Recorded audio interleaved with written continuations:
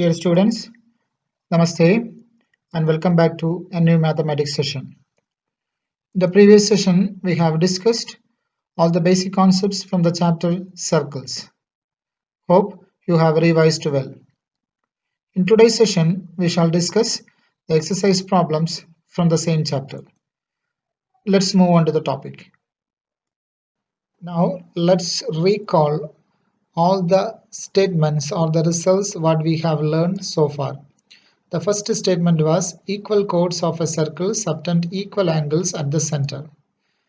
Second one, if the angles made by the chords of a circle at the center are equal, then the chords must be equal. Third one, the perpendicular from the center of a circle to any chord bisects the chord. Next one, the line which is drawn from the center of a circle to bisect a chord must be perpendicular to the chord. Next one, there is one and only one circle passing through three given non-collinear points. Next one, two equal chords of a circle are at equal distance from the center. Next one, chords at equal distance from the center of a circle are equal in length. Next one, equal arcs subtend equal angles at the center. Angles in the same segment of a circle are equal. Angle at the center is twice the angle at the circumference. The sum of the opposite angles of a cyclic quadrilateral is 180 degree. If the pair of opposite angles of a quadrilateral has sum of 180 degree, then the quadrilateral will be cyclic. So these are the major statements we have studied, and you have to by heart all these statements. Not only by hearting, you must be able to identify the angles and lengths which is mentioned in the statements. So if you study this one properly, it will be easy for you to use it and solve the exercise questions. Exercise 10.1, first question. The center of a circle lies in dash of the circle, exterior or interior. Whenever a circle comes into the plane, it divides the plane into three portions. The first one is outside the circle, another one is the circle, and the third one is inside the circle. Here from the diagram, it is quite visible or quite clear that the center is the middle portion of the circle and it lies inside the circle. Since the point lies inside the circle, it is called the interior of the circle. Inside the circle is called the interior of the circle. So the answer is interior. Second question, a point whose distance from the center of a circle is greater than its radius lies in dash of the circle, exterior or interior. A point whose distance from the center of a circle is greater than its radius. Here let's draw the radius. The red line segment shows the radius.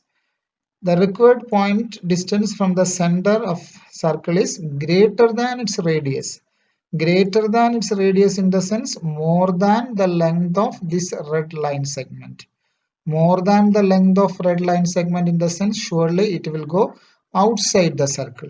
Outside the circle means it is called the exterior of the circle. So the answer is exterior. Third one, the longest chord of a circle is a dash of the circle.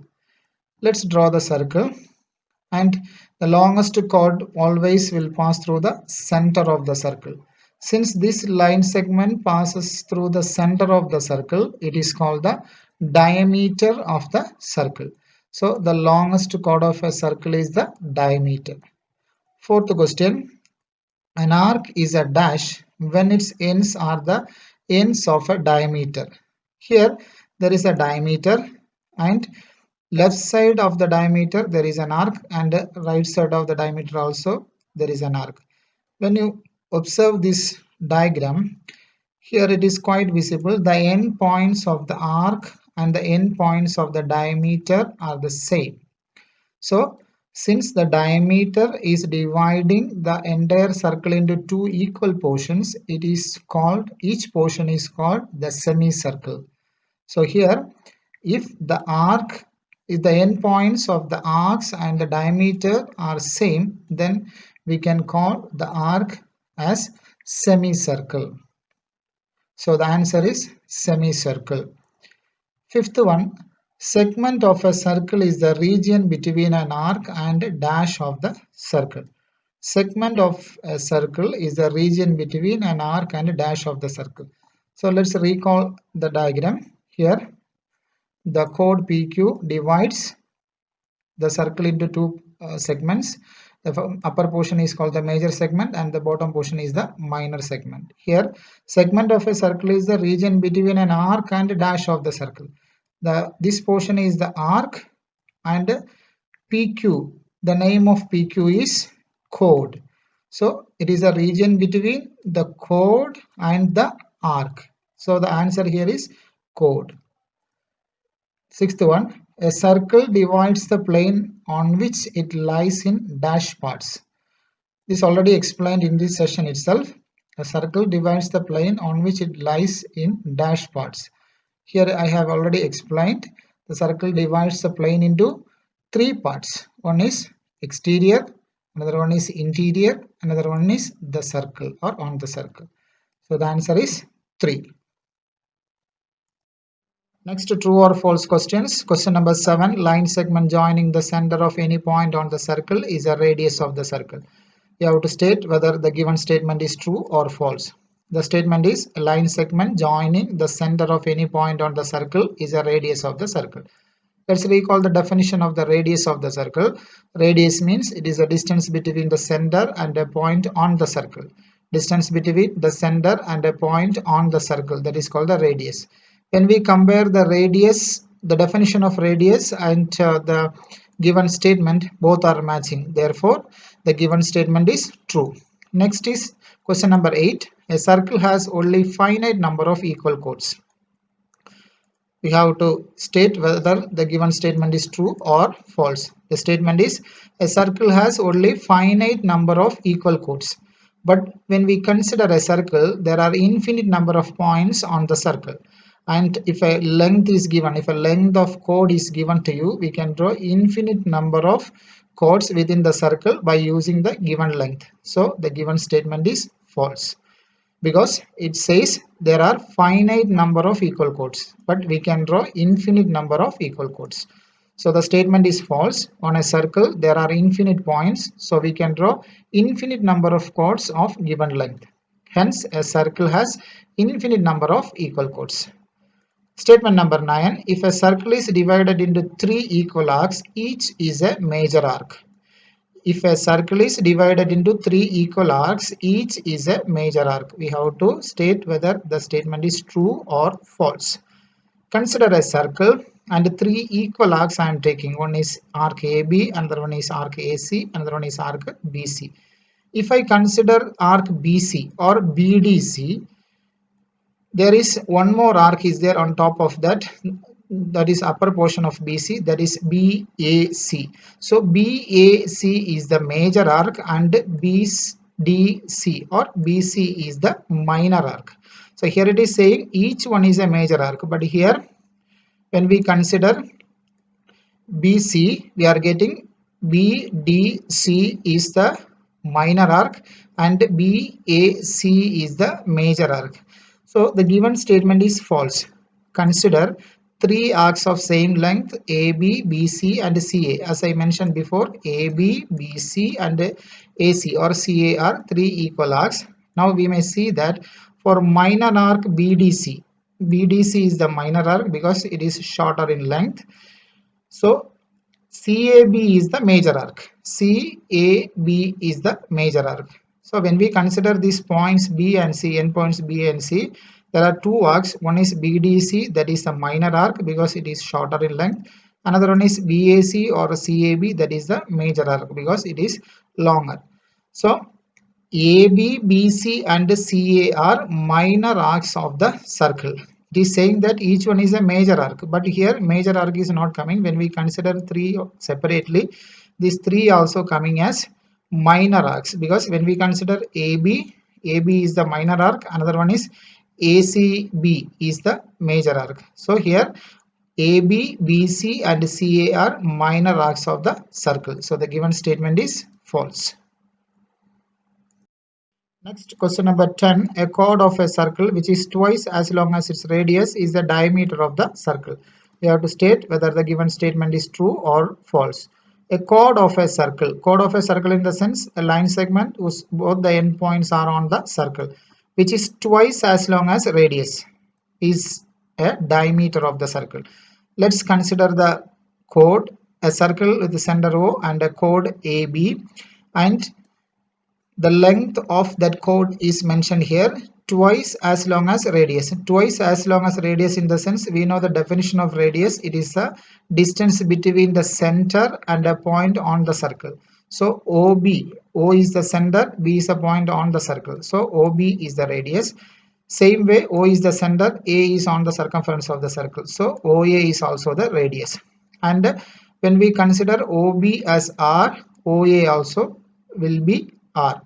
So R plus R means 2R, and when we observe the figure, the line segment AB is passing through the center of the circle. If a line segment is passing through the center of the circle, or if a chord is passing through the center of the circle, it is called the diameter of the circle. So the given statement is true.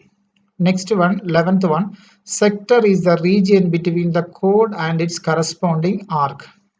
We have to state whether the given statement is true or false. Sector is a region between the chord and its corresponding arc. So by the definition of sector, it is quite clear. Sector means it is an area bounded between two radii of the circle, two radii and the arc. That is, if you take these three together, two radii and the arc, then we can say that that portion is the sector of the circle. So the given statement is false, because sector of the circle is the area covered by an arc and two radii joining the center of the circle. Next, question number 12. A circle is a plane figure. We have to state whether the statement is true or false. So a circle is a plane figure. It is a true statement. A circle is a two-dimensional figure, and it can also be referred as a plane figure.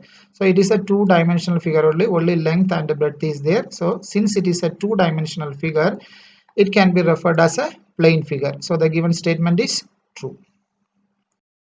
Exercise 10.2, first question. Recall that two circles are congruent if they have the same radii. Prove that equal chords of congruent circles subtend equal angles at their centers.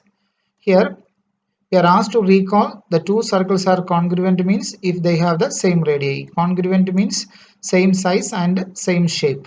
Congruent circles means they have the same radii. They must have the same radii. Then two circles are having same radii, then we can say that the circles are congruent.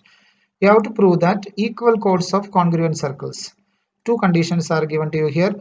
Chords are given, they are equal in length, and congruent circles also given to you, means their radii are equal. Then we have to prove that these chords subtend equal angles at their centers. Here, let's recall the congruent circles definition. We know that two circles are congruent if they have equal radius. Consider two congruent circles having centers O and O dash and two chords AB and CD of equal length. So we have taken two circles with center O and O dash. Equal chords AB and CD are drawn, and chord AB is making an angle AOB with center O. Chord CD making an angle CO dash D with center O dash. Here we have to prove that these two central angles are equal. Here let's take two triangles, triangle AOB and a triangle CO'D, AOB and CO'D, and let's prove the congruency. Here AB equal to CD. If you take the chord AB here, and it will be equal to chord CD on the another circle, because it is given to us equal chords. So AB and CD are equal. Then OA is equal to O''C. OA and O''C are equal because the circles are congruent. Congruent circle means radii are equal. Next one, OB is equal to O''D. OB and O''D are equal. The same reason, OB and O' are the radii of the congruent circles. Now you can see three corresponding sides are equal. Therefore, triangle AOB is congruent to triangle CO'D by using SSS congruence rule. If two triangles are congruent means their corresponding parts are equal, then we can say that angle AOB is equal to angle CO'D. AOB is the angle formed by the chord with the center O, and CO'D is the angle formed by the chord CD with the center O'. So these two angles are equal by using CPCT, corresponding parts of congruent triangles. Hence, equal chords of congruent circles subtend equal angles at their centers. Hence the proof. Question number 2. Prove that if chords of congruent circles subtend equal angles at their centers, then the chords are equal. This is the converse of the previous question. Here given conditions are congruent circles. First condition, congruent circles means their radii are equal, and chords are given, and these chords subtend equal angles at the center. Chord is subtending equal angles at the center. You have to prove that the chords are equal in length. So let's consider two congruent circles having centers O and O dash. Like the previous question, we have to draw the diagram. First one is a circle with center O, second one is a circle with the center O dash. AB is the chord here, and CD is another chord, and chord AB subtending an angle AOB with the center O, and chord CD subtending an angle CO'D with the center O dash, and we have to prove AB and CD are equal. Here in triangle AOB and triangle CO'D, triangle AOB and triangle CO'D, we have to take angle AOB equal to angle CO'D. AOB equal to angle CO'D. It is given to us. They are subtending, chords are subtending equal angles at their centers. That is a given condition. Then OA is equal to O'(C). OA and O'(C) are equal because they are the radii of congruent circles. Again, OB is equal to O'(D). This OB and O'(D) are equal. Same reason, radii of congruent circles. Now you can see two sides and the included angle are equal. So triangle AOB is congruent to triangle CO'D by using SAS rule. Since the two triangles are congruent, by using CPCT, we can say that AB is equal to CD. AB and CD are the corresponding parts of the congruent triangles. So we can say if chords of congruent circles subtend equal angles at their centers, then chords are equal. Hence the proof. Dear students, today we have discussed exercise 10.1 and 10.2. Comparatively, these two exercises are very small exercises, and before going through these exercise questions, I request all the students to recall the basic concepts from the chapter circles, and then try to solve these questions independently. Exercise 10.1 and 10.2 questions independently. While solving, if you have any doubt or confusion, please note it and keep. We will discuss it during the online session. Thank you for watching.